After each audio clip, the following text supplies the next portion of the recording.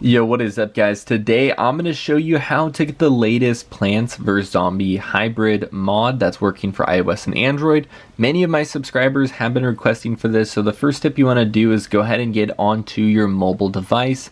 Once you're on your mobile device, we will need to configure our device. It's pretty simple, so go ahead and open up settings, go ahead and click on general, click on background app refresh, and make sure it's either on Wi-Fi or Wi-Fi and cellular data.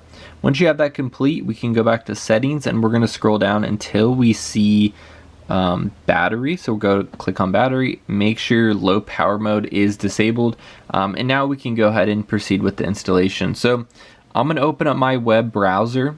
I'm going to be using Google today, and what we're going to do is go ahead and search for this site right here. It's going to be called injectapp.org. Once you go ahead and type it in, you should see this site. Just go ahead and click on it. And what we're going to do now is wait for it to load, hit the little search bar, and we're just going to go ahead and type in plants verse and then click done. Now what it's going to do, it's going to search the website and try to find exactly what we're looking for. So here it is right here, Plants vs Zombies 2 hybrid.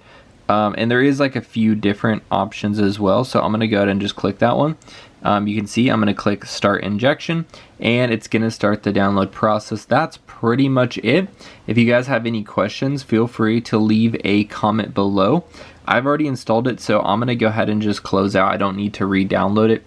Once you're done, the app will be on your home screen. And yep, that's pretty much it. Hope you guys enjoyed this, and until next time, see ya.